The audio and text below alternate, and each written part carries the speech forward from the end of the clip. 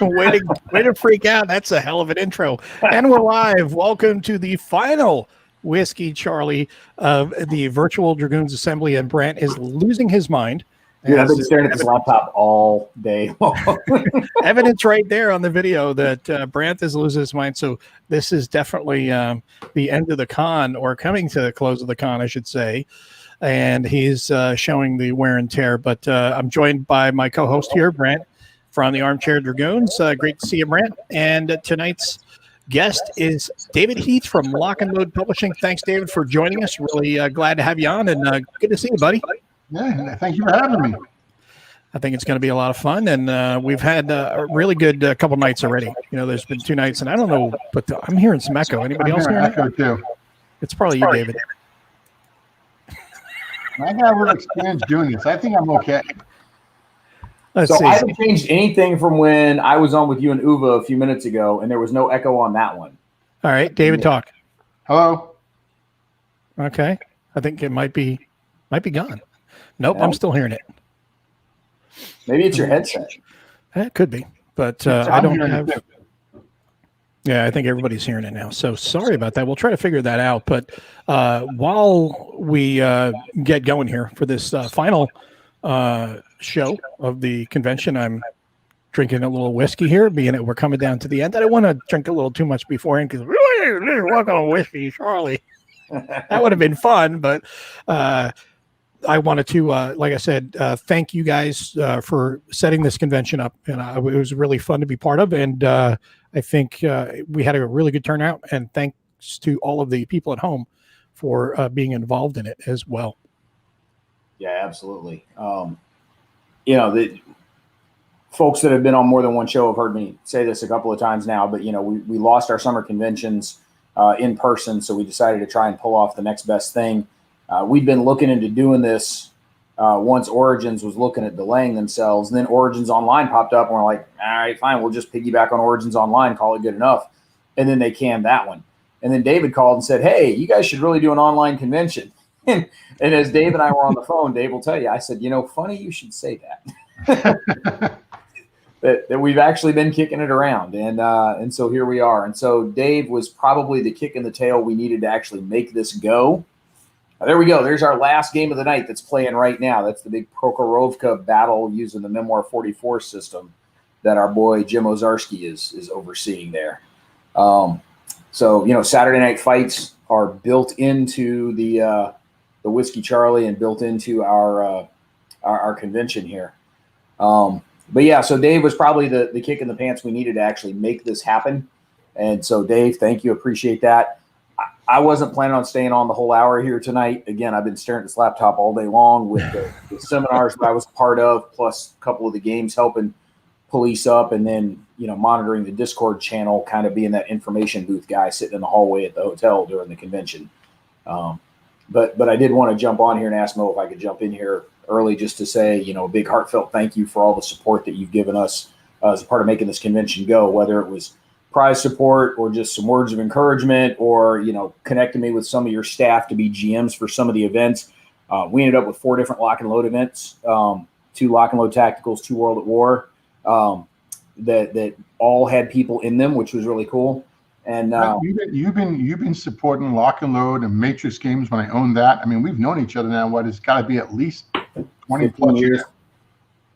It's 15 years. Yeah. That's what I mean before I had kids, or did I? You had some little ones running around. That's true. You're not little anymore. No, dude, mine's a high school senior and yours are out of high school. So, yeah. Yeah, my oldest one got me to go to a gun show store today with him. That was costly. Nice. What'd you get? I bought a Glock, a 9mm Glock. Well, actually, he would know. I bought it because I liked the feel of it and all that, and I bought a shotgun. Okay. But we must have picked up. I mean, there's absolutely no 9mm ammo in the entire city of Pueblo, Colorado. Welcome to the United States right now. I think all the ammo is gone. When we were in there, the company got what they think might be the last. And it's a chain store too. It's called Sportsman Warehouse. Okay. They got the last, what they feel might be the last ammo load for a while. And I had my boys come down. I had my wife come down, and we all bought the legal amount you're allowed to buy for the store. So you have a limit? We only allowed to buy 4 boxes per same caliber type per person. In the store, or is that in the store? That's in every store. Some stores it's only 2. Really? Yeah. Wow. And you can't use SIM credit card. So in other words, when my kids came, they all had to go buy the stupid ammo separately. Then I had to pay them back.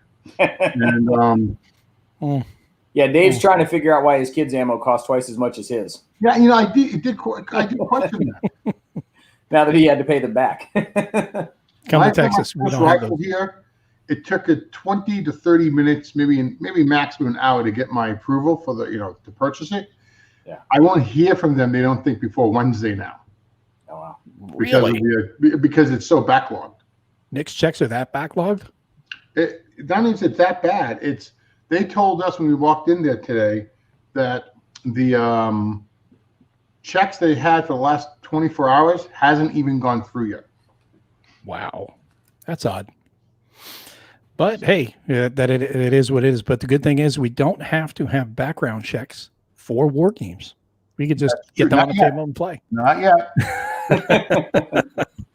We can just get them on a table and play and have a lot of fun. And right now you've got a really big World War III game, World War 85 series that has done really, really well. And behind me is something that we're going to talk about tonight. That's it's kind of partially obscured. This not showing fully in here yet, but give me a minute and I will get the full image to share with everybody.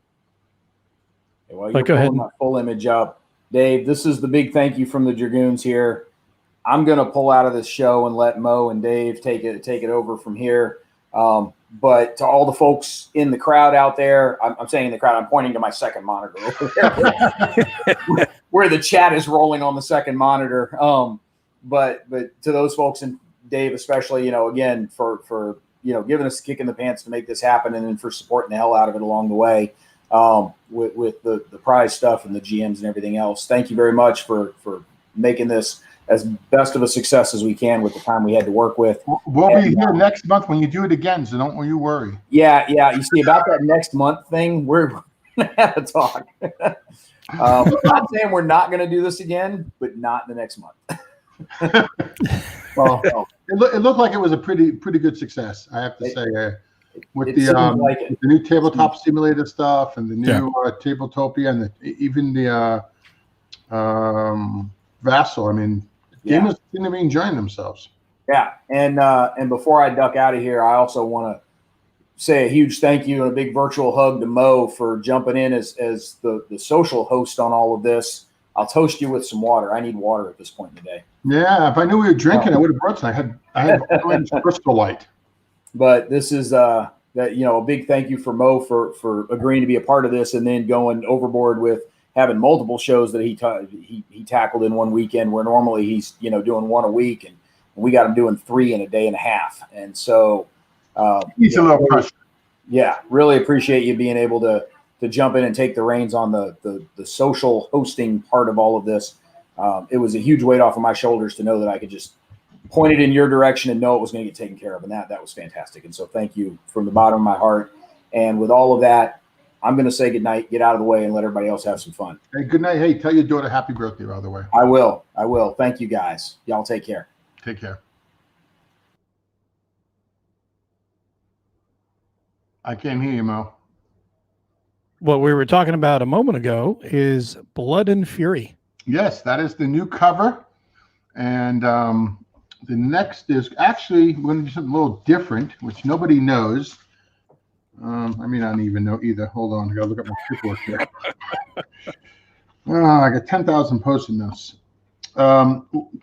Heath and his team, decided to give me so much stuff for Blood and Fury. It won't fit in the box. And after the box stuff that we did for the Storming the Gap, I told them we couldn't do that much stuff. It just isn't going to work.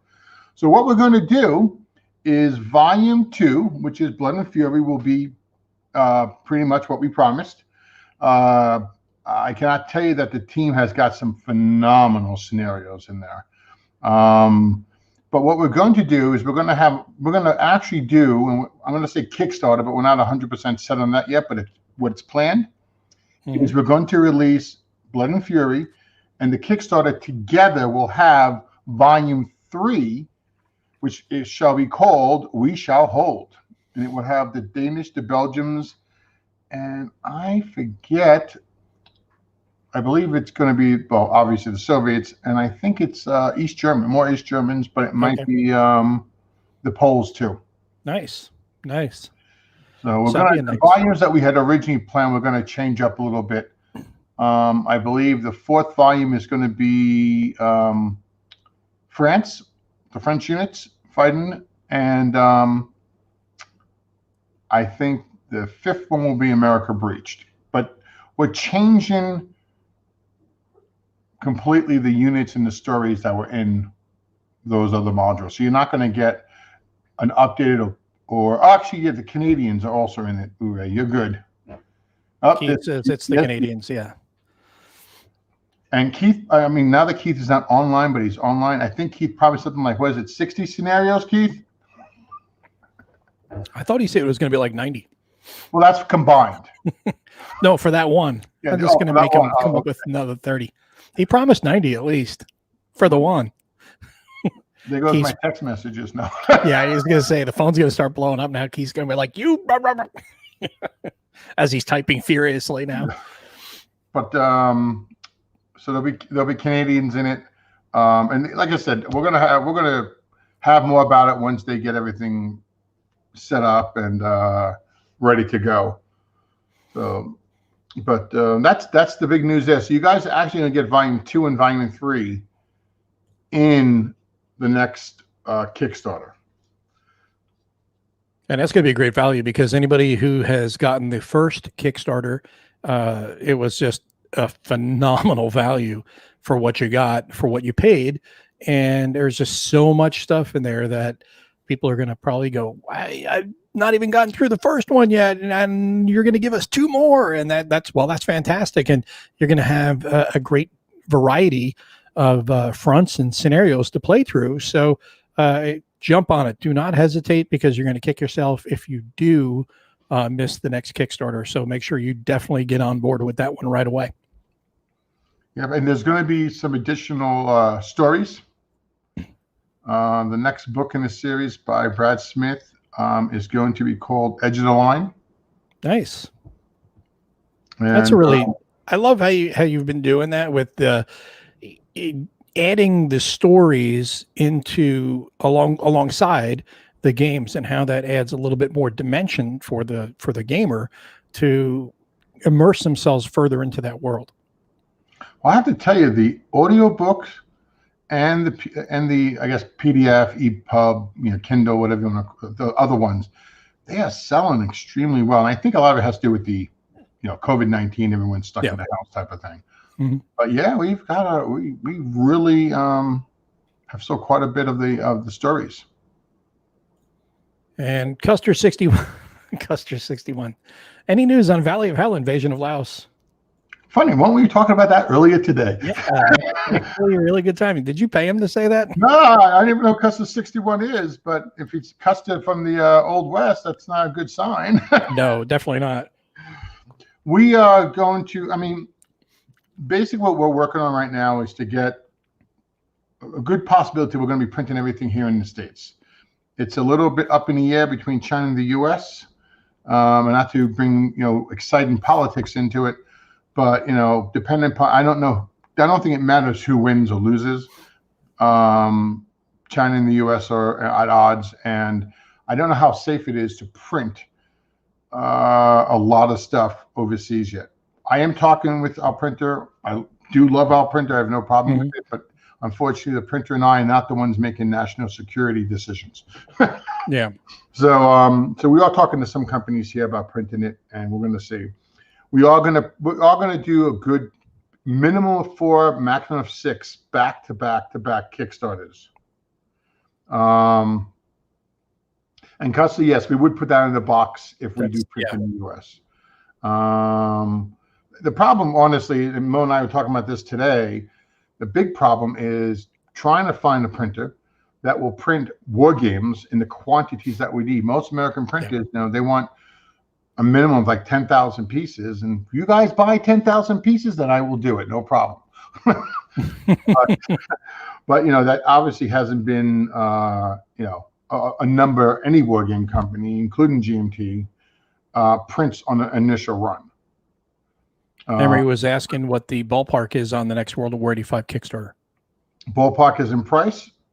No, when will it be? This year, later this year, next year? It could be very well in the next 30 days or less.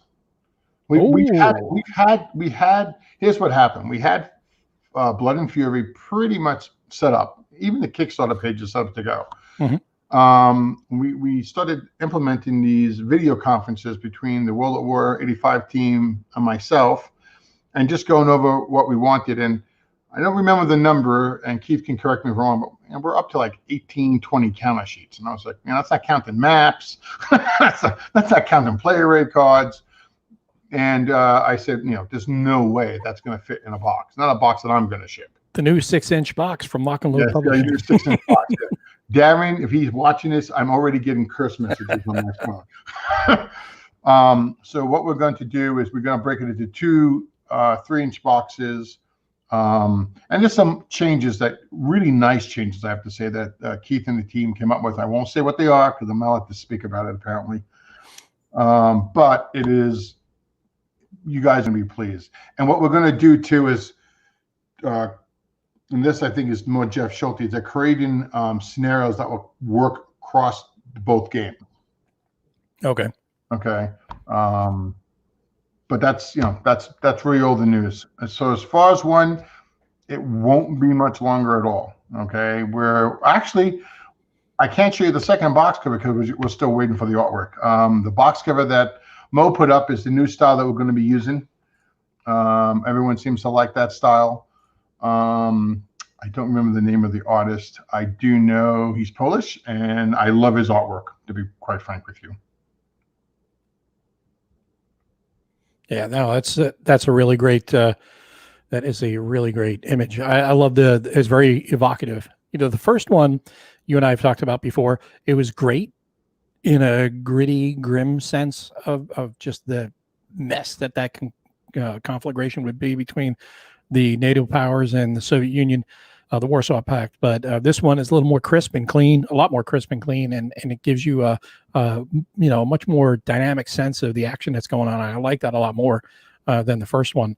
Although the first one has its charms as well, and that's the beauty about different games. Each one has its own unique cover and its own unique personality, and we're already seeing the personality for the next one right there. And we've got another question here from Marcus asking if there was anything new about a Dien Bien Phu LnL tactical expansion. And there is the texts from Darren saying, "Don't be talking about more than a 3-inch box." Yeah, that probably is. It is Darren. Yeah. Okay. What I was saying before about the games, what we're doing is we're going to be printing anywhere between 10 and 14 counter sheets for multiple games and flying them in. I don't want the games to get stuck on a boat or get delayed. I mean, I've said this numerous times before. That trade war, the fear of a trade war, caused incredible problems. I mean, Uwe had them, I had them from Academy Games. There was some other company, I don't remember his name. It was amazing what we had to go through to get the games out of China. I mean, it was not because they didn't want to ship them. It's just everyone was buying so much extra stuff because they thought a trade war was coming that it just overloaded the capacity of everybody to get the stuff here. Yeah. So as far as your question here, Gina, I don't remember her last name. For those who don't know, Jeff Lewis has left Lockload to follow other pursuits, and I'd like to tip my hat again to Jeff for all of his years' work and help with the Lockload system. But now we've put Devin, Stefan, and Ralph, kind of like a committee, together to run the Lockload system. So, I'm kind of like the tiebreaker. When they don't feel they can come to a consensus, they'll come to me, hopefully not very often. But which means that he'll call me and say, what should I do here? Why don't you go tell them that? That works. what we're going to do with the Lockload series is everyone should know now we have Heroes Road to Stalingrad, which is Devin's game. Devin has a lot of experience working on playing and or working with ASL as well as with the Tobruk system, Advanced Tobruk, I believe. ATS. Yeah, and yeah, he's got 3 games that we've kind of agreed on. It's the drive to Stalingrad, and then we plan to do, I'm not going to use the word massive, but large, but lock and load large, Stalingrad city fighting game. I don't want to sit here and actually have to fight in every corner that was Stalingrad in 1942. Okay. But I think you can get, you're going to have a massive Stalingrad game. And we have also being worked on by Devin is Pegasus Bridge. And these will have historical maps. They're not going to be the geomorphic maps that you guys are, used to us doing. There are a few exceptions. I think Novella is a historical map, if I'm not mistaken. Am I right? Yes. Okay. And then we have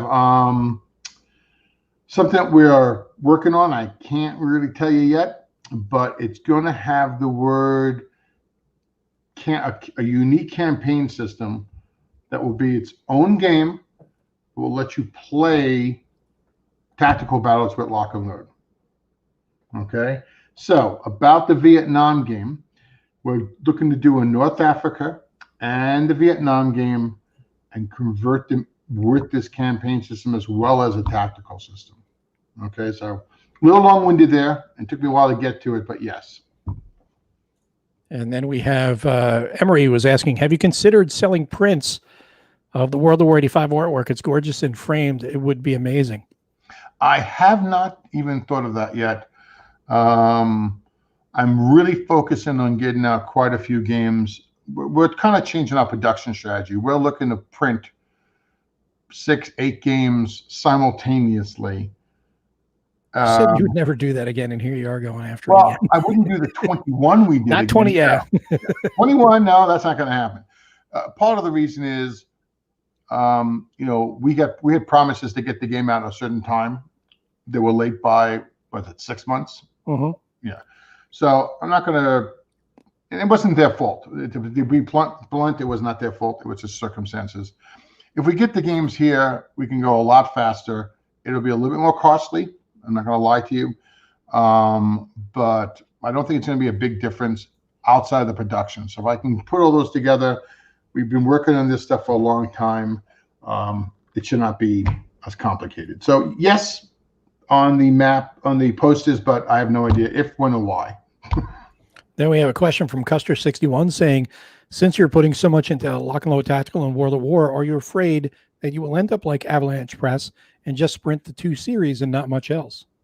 No, I got custard. I'm going to be honest with you. I got bitched upon because we didn't do anything for Lock and Load for so long. And we were doing World at War and Nations at War.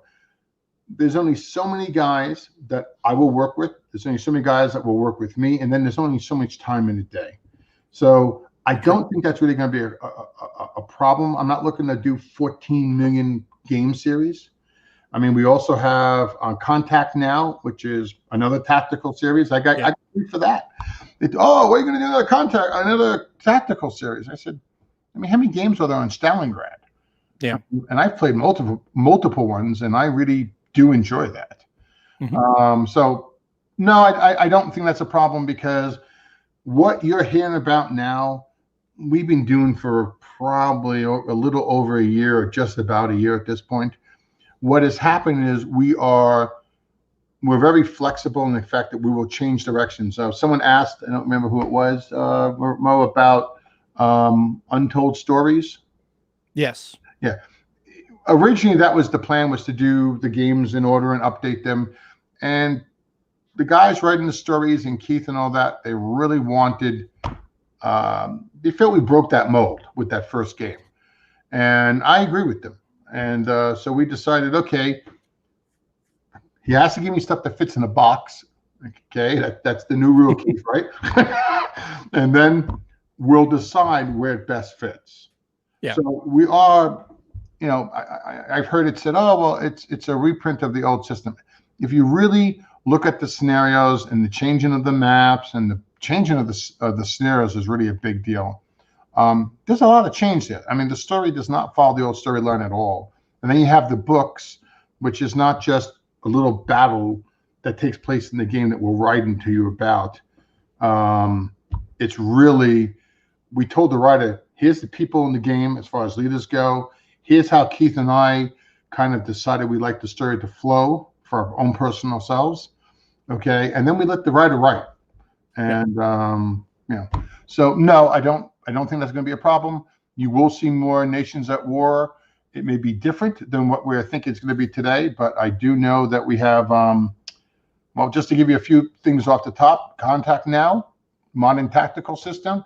You've got Point Blank, which is a squad card game, not a man-to-man card game. Mm-hmm. It is, I'm going to say, loosely built on Lockload Tactical, but really Sean has done a phenomenal job breaking that out. So it's going to be its own game system and series. As far, I mean, unless you guys don't like it, but everyone that's played it has walked away quite impressed. Yeah, it's a good game. If you like up front, you're going to enjoy this. That's for sure. I'll be honest with you. I bought all the upfront games. I never played them. And Sean taught me and Ralph Ferrari how to play it at WBC about 3 or 4 years ago. I was not, now maybe it was because we only played 1 or 2 games. I was not as impressed with that game. Well, I mean, what I'm saying is if you liked up front, then you're going to like my play. I'm not saying that. I'm just saying if you like up front, you should really enjoy this or enjoy the idea of this. Yeah. And Sean's working on the solitaire version of this right now. Nice. He gave me the last Kickstarter, the last set of rules, which is like revision, 39. I have to ask him for sure. And Keith is saying you and your unitary boxes. Yeah. You see, you're not dealing with Darren. That's fair. That's fair. And Emery says, Lockload Tactical World War, Nations of War are my holy grail trifecta of go-to games, so keep them coming. And that's a really great segue into the next thing I was going to bring up, which is not only do you have Lockload Tactical, World of War, Nations of War in the board game segment, but Lockload Tactical and Nations of War are now digital as well in multiple formats. So why don't you talk about that? Well, if you guys don't know it, you can find Lockload Tactical digital, Nations of War digital, are available on Steam. We also have, I can't remember the game now. The Civil War game, Victory and Glory. That's what it is, Civil War. Those are 3 games we released during the pandemic. We released them very cheaply, so everyone would have something to play, basically, guys. And it was early release on all but 1. They're on Mac and Windows. We might get them to Linux, but it's not a priority. The big thing we're looking for is to make sure they play the board game as close as possible to the computer game. And I have to thank you guys. I think we did over 5,000 or 6,000 pieces. Okay. And your feedback on the Steam forums and our forums have been tremendous. And it really, really, if you haven't played it recently, go give it a shot. I believe by the middle of August, we will have available Heroes Against the Red Star, which is NATO versus a Warsaw Pact. And then I believe it goes to the Falklands next. Some people have asked us why we're doing it the way we're doing it. The hardest thing to program are all the events and special rules.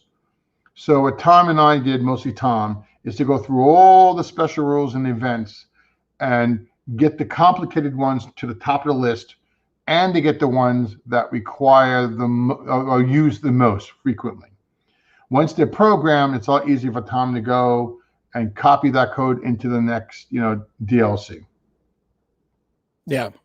So I just threw that up there. That's Nations at War Digital. If you've not checked it out, I've got a video on the channel, but it's also out there on Steam. Like Dave was saying, there's multiple formats. You can either play the computerized version, full computerized version of Nations at War and Lockload Tactical, as well as Tabletopia and tabletop simulator. So the the difference, I should say, just as a clarification, if you are playing Tabletopia or if you're playing the tabletop simulator, you need to know the rules for the games. Whereas when you play the full digital versions, the game system does it for you and even provides an AI in there as an opponent for you. So you can play head to head or against the AI, and you don't have to worry about knowing the rules. So if you're new to the game, you can jump into it and learn it as you go. Plus, both games have the digital rule book included in the game as well. Yes, the module rules are in the digital game. So we are going to make, how should I call it, a computer edition of the computer board game for Lockload Tactical. Kind of show you how to do things, but you're still going to want to read, I don't know how you couldn't, the actual Lockload Tactical rules. So John was asking, what other areas really inspire you outside of modern hypothetical and World War II? Any chance of Napoleonics? John, it comes down to what comes across my table. Jeff Newell had sent me something on a Napoleonic game.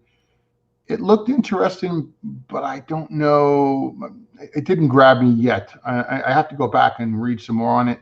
I would say Civil War, Napoleonics, American Revolution, science fiction, all that stuff. If it's a good game, it's a good game. I mean, that's what it comes down to. Mm-hmm. So it's a matter of having someone have a design or someone having something that can be reprinted, and we feel we can add it to our schedule in a timeline that everyone's happy with. Yeah. And Lock and Load Tactical, if you've not had a look at that one, we'll share a look of that as well right now. And that right there is Lock and Load Tactical Digital. That's the one of the Vietnam scenarios that I did a preview on that when it was first out. That was before all of the extra DLC was available. Now there's more DLC for you to get and more DLC on the way for the different modules.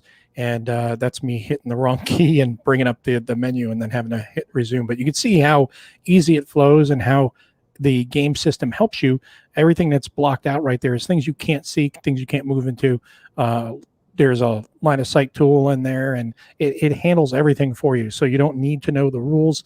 It's a great way to learn the rules, because Lock and Load Tactical it's not a simple game, but it's not a super difficult game. And everyone gets really, concerned when they see that giant manual, but it's like, you have to bear in mind, big text, a lot of pictures, a lot of illustrated examples of play. And there is like a 60 or 100 pages, I think, total, are the infantry and then the armor examples of play, which is done in a narrative fashion. So it walks you through the whole thing to help you learn the game easier. Yeah, I just want to answer Chet because we're about to scroll him off my screen here. He asked about Space Infantry Federation. That game is done. We're waiting for counters. The new rulebook, Nathan was phenomenal with working with us to get that going. So again, it should come in the next set of batch of counters we have coming to us. So expect that soon, and we'll have some more news on that. The manual. Hey guys, someone complained. It wasn't complained. He was just a little, I guess, didn't know. It's almost a 300-page rule book. Okay, for Lock and Load Tactical 5.0. Okay, be on the lookout for 5.1. It won't add a lot of pages, but it'll clarify a lot of things that weren't talked about in the game or we didn't talk well enough about. It'll also do have some additional changes, and I'll keep that for later. Stefan and Devin and Ralph are really working on that.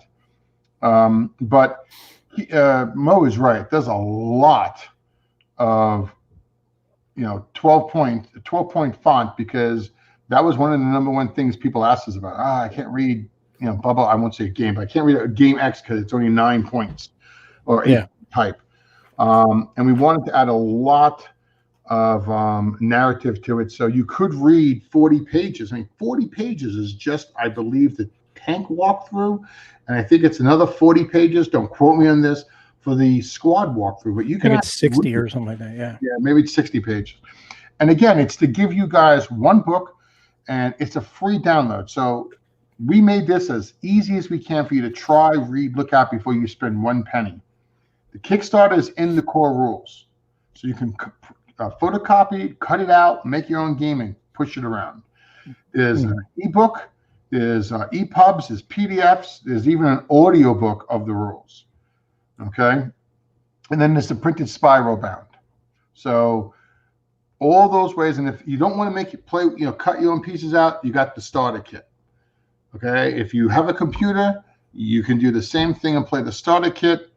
I think it's $4, $5 right now.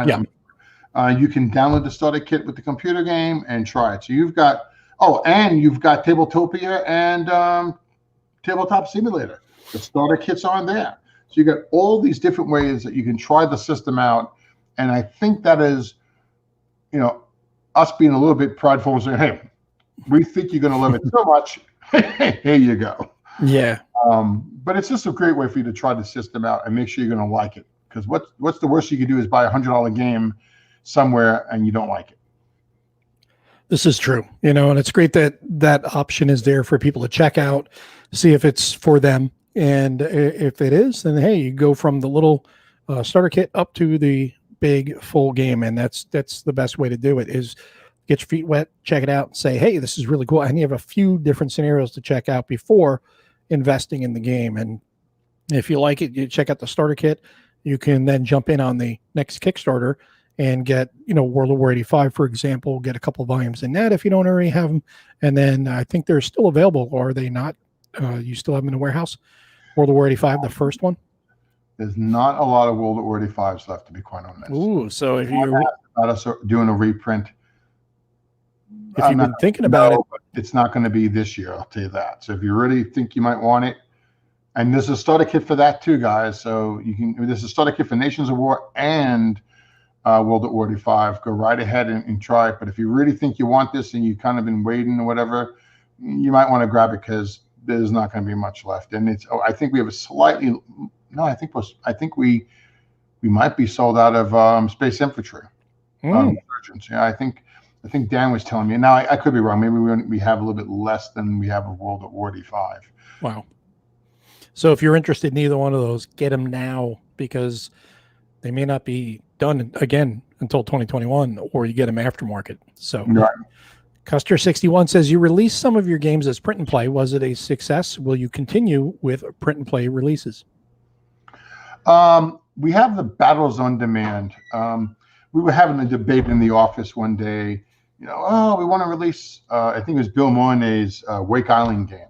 Mm-hmm. And, you always have the bean counters around. I'm not going to call it who they are. But the bean counter's like, well, how many copies do you think you're really going to sell of that? And then, of course, printing it and then shipping it. And so we came up with an idea where we basically print these things on demand. The Battles on Demand game, with the exception of the counters. Okay. So those games we decided to do PDF. Okay. So I don't want to call them a second class game. It was just for those who want a box and the counters, you get the thin quality counters, all box, obviously. And for those who don't want to pay the shipping because you live in the UK or Spain, you can just download and play, come home from work and play. Yeah. So I don't think any of our series games are going to be done print and play. There's just too many pieces and too many counters. Yeah. But if you go into the Battles on Demand, if not all of them, most of them will be print and play and will be available in both formats. Yeah, and the whole point of the Battles on Demand is basically small format, just, a counter sheet or two at most. And generally, there may be something that breaks that, but usually one or two counter sheets, and preferably one. And just quicker, faster, smaller games for you to play.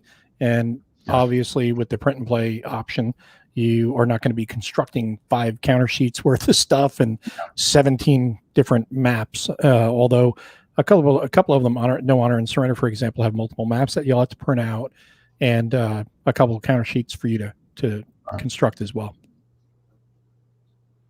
But those have been doing well. Yeah, we have not been able to keep them in stock.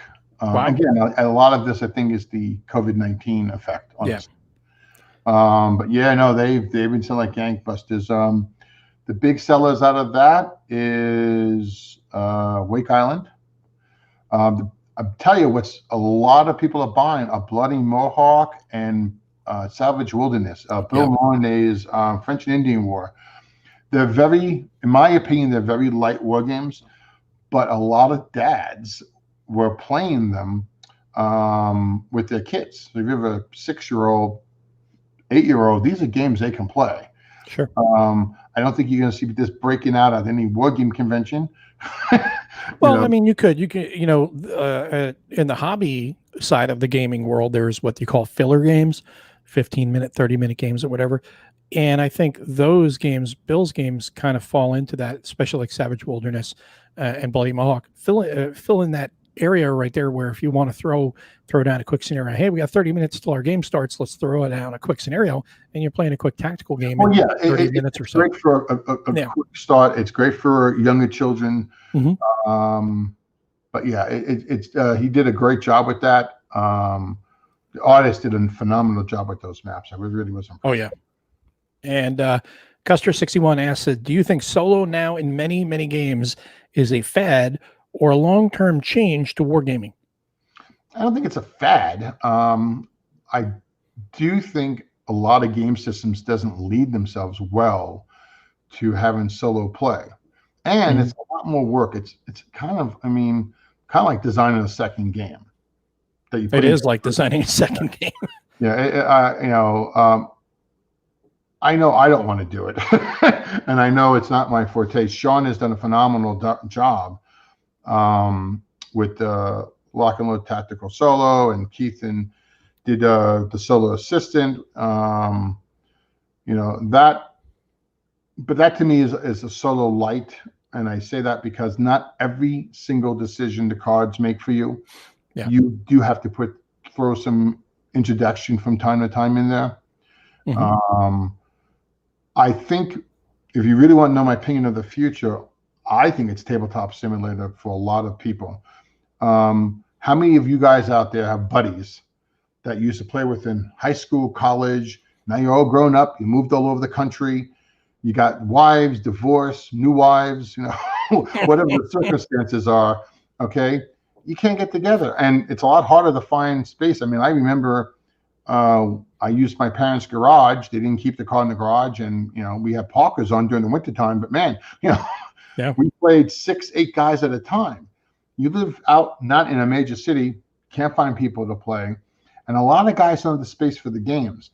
So if you make it available that they can play the game with a digital copy, and this is something I personally have wrestled with for a long time. We were trying to do a specialized Vassal module, but Vassal doesn't really tend to let you do that. And then we looked at Tabletopia, and Rick came to me and said, hey, what do you think?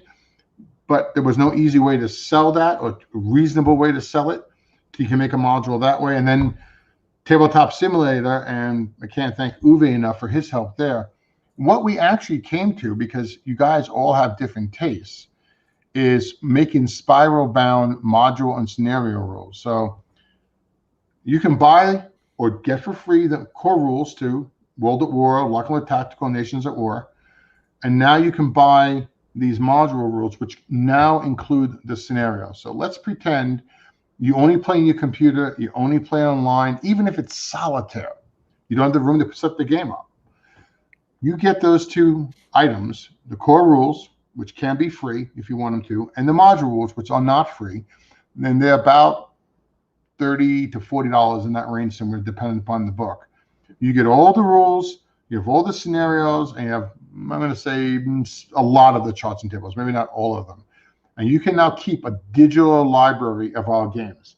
So you do not need the box editions anymore. I think that's where it's going to go, because I think a lot more people would play if this technology was available. And that's why we made such a big push to support it. Not just because of the COVID-19, but I knew for a while now that a lot of people don't have the room to keep the boxes, don't have the room to set the game up. So to me, I think you're going to see a lot more expansions in that. I hope. Outside of that, no, I don't know. I can't hear you, Mo. With solo, I had myself muted here because I was coughing before. With solo, the thing is, this COVID thing has really changed around a lot of people's perspectives on solo. Before it was, they wanted like a solitaire bot. And like you said, it can be really difficult. If some games you're building, your base game, then you're building a AI solitaire bot. Sometimes you could be building two if you're going to try to build one for each side and have them be asymmetric. And do you really want to design 2 or 3 games in one box versus just one, and you play both sides, which for war gamers is not really a problem because we're used to it. And war games lend themselves. Well, actually, you'd be surprised at how many games you can play solitaire if you want to just play the best. You're welcome to tactical. I mean, our 3 main series are playable by themselves. Yes. I don't like doing that because I can't turn my mind off of what I'm doing when I'm playing the other side, and that's why I like the cards. See, I have no problem with split personality disorder on that. Because at first years ago, I kind of had a little bit of a problem with it. And what got me over it was just, I got out of the way of trying to win and trying to play the game for the wrong reasons, playing solitaire. You're not playing it for the wrong reasons, but if you try to play a game solitaire by playing both sides with the intent of winning as one or the other, you're wasting effort when you should just play the game for the game and enjoy the fact that you're playing 2 games in one, because you're playing as the Russians and the Germans, or the Americans and the Germans, or whoever. You're switching back and forth, and you just play the best of your ability, and you let the narrative unfold, and you have a lot of fun with it. And that's where Lockload Tactical, you can use a solo assistant, which is really great to use, and it works really well. Or you can just play both sides. I do the same with pretty much every game. I don't really use bots too often, and because I'm so used to it, and it's so much more faster for me to do that. And I enjoy it. I don't have a problem with it. And I just like the stories that just unfold. And that's where, when it comes to, mechanics, my favorite mechanic, when it comes to solitaire, playing solitaire has to be chit pull for that reason, because you don't have to worry about activations. You don't have to say, well, would that guy really get to go first, or that guy? Nope. Chit pull, you don't worry about it. It tells you what's going to go next. And you just play it to the best of your ability. Yeah. Again, some of the games are much easier to play, whether it be ours or somebody else. I don't like, I don't like playing solitaire. I mean, I always have players around me, so I don't really have to do that. Mm-hmm. What the one big thing I want to throw out there too, just so you know, is we have included the solo cards on the actual tabletop simulator. So if you already have Heroes of Normandy, the solo cards are included with the tabletop simulator. So if you're stuck in a hotel room and you want to play, there you go. Yeah. You don't have to worry about it at all. You can just enjoy it and have a good time. But that'll segue into one other thing that I wanted to mention here is you guys have been really great with the support for the convention over the past 2 days. Yesterday, we gave away a copy of Atlantic Storm. And tonight, you're giving away a copy of... Well, I decided to do something a little different. I guess Brent didn't tell you. No. Now you have to make me find an email, buddy. I basically said... nothing. You're not getting anything. We'll let the customer pick the game. Oh. Nice. So, yes, you could pick something cheap. You could pick something expensive. The reason is because a lot of the guys out here have a lot of the games, in which case, I didn't want them getting stuck with something they already had, because that was the prize. So that's the deal, Brent. Okay. All right. So here's what we're going to do. We're going to do that giveaway right now before we continue on. I know everyone's been waiting. So we're going to do a giveaway here. Yeah, you mean it's for the free game?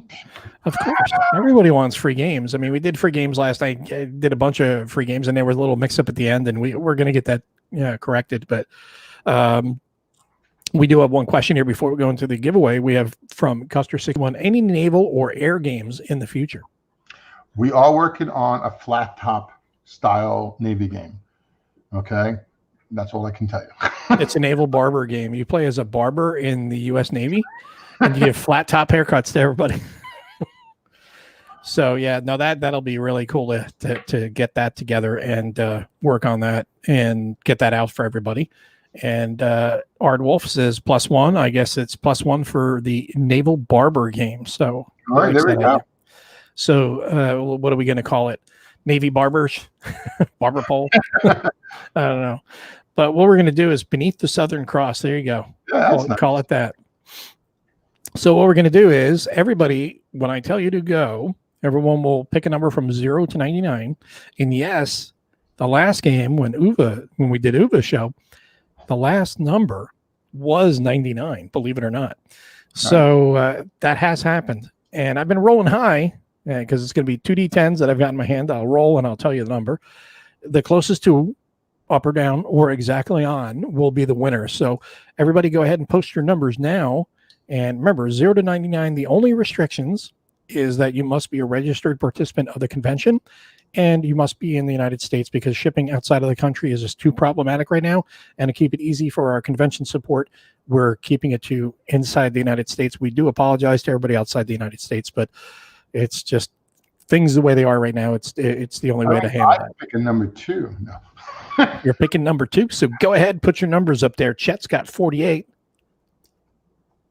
Command Tent's 24, Ardwolf 13, and I just dropped the dice. All right, picked it up. Number 50. Heath is going with his steady number 72. So what else you got going while we're letting everybody throw their numbers up there? Let me see. Well, like I said, the digital games are a big deal. The fact that we have the books now available as far as these module rules and scenarios go. I guess, like I said, a little bit of a sneak release is that we're going to have Lockload Tactical 5.1 rules. Yes. Okay. Also, what's the next thing?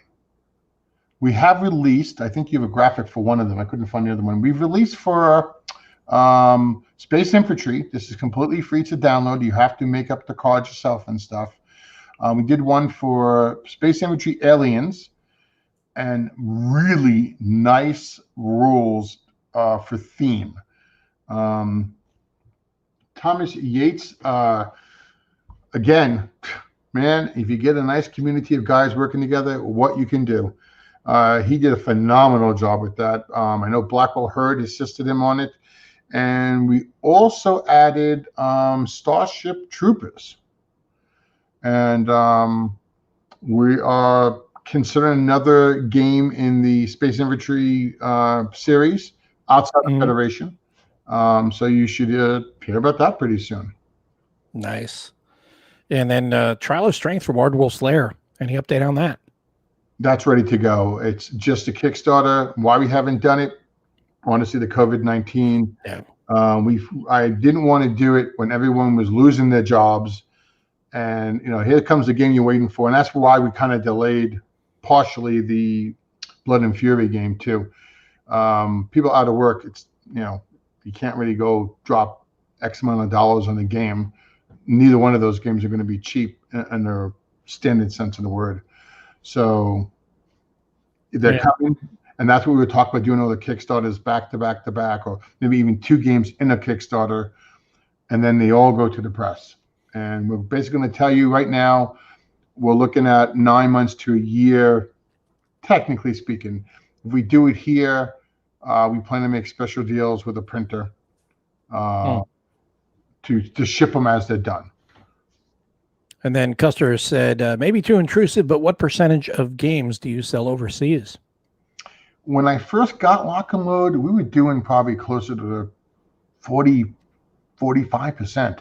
With all the shipping cost increases and all that, it has dropped. It was dropped down before last year, probably to about 20%.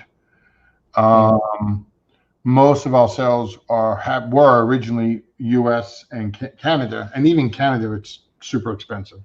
Now, with a lot of distributors overseas, Second Chance Games, I know there's some in France, Germany. Those guys are buying a lot. We just got a big deal with, is it Cool Stuff? No, is that the name of the? Miniature Market. Miniature Market, thank you. Yeah. And they have bought a lot of our stuff. So we have increased a lot of it. I'm going to guess, I don't know, 30, 35% is probably where we're at now. Okay. So I'm going to give a last call here because we don't have a lot of numbers in there. There's not a lot of registered people, I guess, or not a lot of people that are paying attention, but get your numbers in here. I'm going to give you another minute because I want to make sure everybody gets an opportunity to to get their game of choice from Lock and Load Publishing. I always default to Lock and Load Tactical, but you can get your game of choice as long as it's in stock, obviously. And I believe everything is currently in stock, Dave. Everything, pretty much. I mean, I'm sure someone will find the one thing that's not, but it has to be an in-stock game, guys. If you pick a game that's not in stock, then you got to pick something else. Yeah. So and that's something that we'll be able to work out. But we're going to give you another 10 seconds here to get these numbers in. And I see one. That's the one thing that I've noticed about the chat that I found out. I do have a little bit of a lag here, so I'm going to try to give it a little bit more time. I did see Trev. He got his in. And this is it, guys. Last call. Get your numbers in right now. We've got 10 seconds. 5 seconds. 3. Hello, opportunity fire. No. Exactly. 1. And no opportunity fire. That's it. All the numbers have to be in at this point. The last number that I will accept is Trev Griffiths, number 23.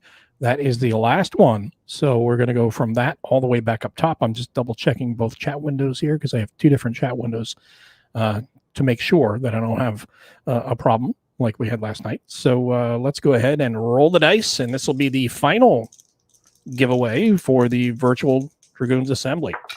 And the last roll is 14. Roll low this time. Oh, Ardwolf is at 13. He's 1 away. I think he's got it. And he does. We have nice 13. We had 24. We had 8. Viper Dave. And I think Ardwolf is definitely going to be the closest one. So Ardwolf is the winner of Viper Dave says Arf Wolf. So now Ardwolf will forever be known as Arf Wolf. And you can thank Viper Dave for that. So Ardwolf has 1. Arf Wolf has 1. Everybody's gonna enjoy that one now. But he won the game, and you'll be able to get in touch with Dave. Or did you want him to send it into? How do they? We've been having them send it into Brant, and then Brant passes it on to you. At least there they are. I just want to let you know, guys, if you happen to not have won the game that your choice is, we have a coupon. What is it called? You get basically we have a virtual con code. So if you go onto our store, you type in the code at checkout, play 2020. You get an additional 20% off. So if the game's already 10% off, throw that code in, you'll get 30% off. And it's for anything, I believe, that's being sold by us. Now, it doesn't include, Steam games and stuff like that, or the books being sold on Amazon. And it's going to go on until the very least until the end of the month. So Arf Wolf says, yeah, I've heard Wolf. I've heard Worf. I've heard worse. I said I've heard Wolf. And then Viper Dave says it's Siri spelling. So he's blaming it on Siri's, bad spelling. So either way, Ardwolf gets the win, and that's really going to be a lot of fun. And he can choose his game. And I just messaged you back, Dave. Okay. So, and I also sent a message to Uva because he was saying he wanted to join, and I don't know if he's gonna join. I just texted him and said, "Hey, come on in, we're still in," because he was having a good time before, and he was talking about you. So we were. I always have a good time with you. That's the thing I was saying to him is like I really miss the in-person conventions for the fact that not just the gaming, but really just more the people than the gaming. I mean, don't get me wrong, I love gaming, and I love gaming with everybody in person, but I just really love meeting up with everybody again, catching up and seeing everybody and just, sitting down and playing games. We played Ikusa, me and Uva and a couple other guys I know at BGGCon a couple of years ago. And one thing is Uva screws up rules left and right. Let me tell you, especially the more he drinks, it's actually really fun. But we had a really great time just sitting there laughing, just silly trash talk and just a lot of fun, and just moving little dudes around on a map and chucking dice, and Uva changing rules as he's going to, suit him, which was the best part. We're like, he was literally at this one point, he was literally going to get smashed, and he had just a few guys, and somehow we were sitting there and we were all looking at each other like, what the hell is going on? He's rolling and he's saying, oh yeah, that's for me. That's for me. That's for me. And he's technically, if you look at the dice, he's losing guys, but he's taking everybody else's guys off the map. So I'm like, what the hell are you doing? And it's like, hey, you gotta stay on top of him. Otherwise, next thing you know is you're like, wait a minute, you had one guy left, I had 25. How did I lose? Remember, the dice. The results that count, buddy. I know, but it was a lot of fun, and that's the fun stuff about it, is just the laughing and just you just block out the rest of the world, and you're just in that little domain, that fun little bubble of the convention, having a really good time. And it's tougher to do with the convention, with the virtual conventions, but that's the point of these little talk shows, things like that. We're trying to have that connection and that fun for everybody to enjoy and to join in with. And I think that's very true. Is saying that you can never have enough Uvas in chat, because there was he was in the last chat, and it was Uvas Unite was the call in that chat with both Uvas on there. So a lot of fun. And I don't know if he's going to join in or not, but no. Okay. But what was I going to say? Any other news updates or any other exclusives or anything like that you wanted to share? I'm sure there's always something going. I can't think of anything off the top of my head, but if anyone's got any questions, go right ahead and ask. Yeah. Do you have any more questions here before we close out for the night? Throw them up here. And what's the next DLC that's available for Lockload Tactical Digital, and when will that be? It should be about August 12th. Do not start throwing spears at me, guys, if it's late. I expect Tom Proudfoot to be done, and it will be Heroes Against the Red Star. Nice. And I believe the next one after that is Heroes of the Falklands. Excellent. So we've got that coming in the next 10, 11 days. And Custer61 with another question. He says, he released a Wing and a Prayer. Any more plans for Berserker games? We actually have a lot of this series signed, but I don't know. I don't think so, because again, we only have limited bandwidth. Yeah. And actually, the gentleman who designed that, great guy, by the way. A lot of fun we had with him at Origins. I think he's moving to do some more of his own stuff too, and I don't want to really step on his toes for that.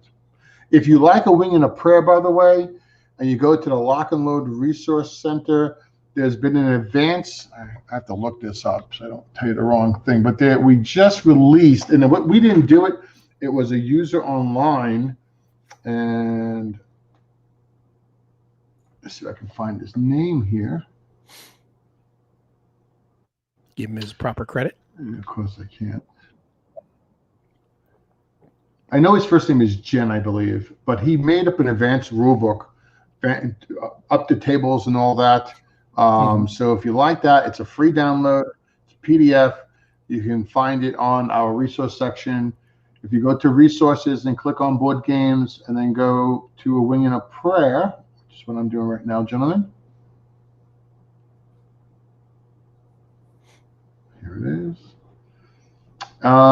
It's a Wing and a Prayer, Advanced Rules and Modifications.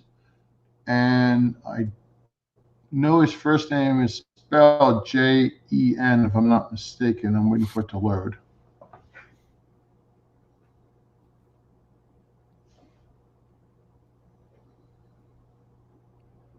I cannot pronounce his last name, so I'm not going to embarrass myself. Well, but I was just going to say, you're really not the best pronunciation. The pronunciation is definitely not your strength. I agree. But he really did a nice job, and if you really like the game, it is a lot, adds a lot of nice stuff to it. Good. Well, hopefully, everyone will go check that out. And if you are on the Lockload website and you're looking for anything for the games, make sure to go to the resource section, and that will have all of the information that you need on there. And there will be some news here, I guess, forthcoming pretty soon about the Kickstarters. You'll be sharing that online, so that way everybody knows. And then soon after that, I guess we'll be talking about Trial of Strength. Yes. Kickstarter. And then you also have the two Lockload tactical games, which is Heroes of Grenada and Heroes Road to Stalingrad. Will that be Kickstarter, or will that be just straight to publication? They're all going to be Kickstarted at the same, not really at the same time, but in groups, and then they're all going to go to press. So what we're trying to do is get all the work done, graphically and design wise. I mean, there will be play testing. There'll probably be some scenarios that are not finished, but that's never the holdup. The holdup is having other charts and tables and stuff like that. Cool. Well, if there's any last questions, this is the final call for questions. So I'm going to let you guys know one last time here before we close out. I was just checking to see if Uwe had messaged me, but he has not. So I guess he is knee deep in the Americans, because he was talking about watching the Americans. But while everybody's typing in their last questions, I do want to say thank you again to Dave Heath one more time for the support, the idea actually of kicking this whole thing off, this convention, and getting it going. And then, of course, supporting it with the convention support, the game giveaways for last night and tonight. We really appreciate that. We appreciate the support you give the community with the games, the way that you're supporting the games, and the way that, there's always something going on with Lockload, and that's great. And it's really been fantastic with COVID going on to have games coming out digitally. So you don't have to worry about trying to play the board game by yourself. You can play the board game with your friends or online digitally against the AI. So that's pretty awesome. Yeah, no, hey, Mo and I have now known each other a couple of years, and we get together at cons. We have a great time. Guys, it's not about buying games as much as I like that. It's really about playing the games. And, I really do get a charge walking around these conventionals, WBC, watching all these people I don't know necessarily, no, at least don't know all of them, ask them about the game. They have no idea who I am, and they talk to me about the games. And I really get a nice feedback from you guys at the shows, online. So, it's all about playing the games, and that's why you will find so many different ways that we try to give you the games to play. So that's what gaming is about. It's about gaming first and foremost. Yeah, no, absolutely. And like I said, it's just been a weird year. And I had mentioned this yesterday, how weird this year has been. The other day was my birthday. And the funny thing about that is this is the first time in my entire life, and I'm not going to say exactly how old I am, but it's the first time in my entire life that I can literally watch live NHL hockey on my birthday. That's how screwed up 2020's been. Wow. You don't have hockey in the dead of summer, but it's like 100 degrees outside and there's hockey on TV, and it's not international. It's literally NHL playoffs. So that's been kind of screwed up, but I thought it was kind of funny at the same time. So really enjoy having everybody here tonight. Appreciate you guys' the support from the audience the past couple nights. Thanks for the questions tonight as well. And thanks again to Dave Heath and Lockload Publishing for their support on this convention. And we're going to wrap it up, and no more questions here. We do have a comment from Marcus. He said it's 4:00 here, and time for him to sleep. Thanks for being here. Man. That's the game of Marcus. That's fantastic, Marcus. You are a dedicated trooper. I'll give you credit on that one. Thank you for being here. But again, thanks everybody for being here. Thanks for your support. And you guys are what makes the convention successful. And we will see you in the next one. Hopefully, we will all see each other very soon in a real convention. When we do, make sure to look us up and come say hi. But thanks a lot, everybody, for coming in and joining us for the chat. And we really appreciate it. Good night, everyone.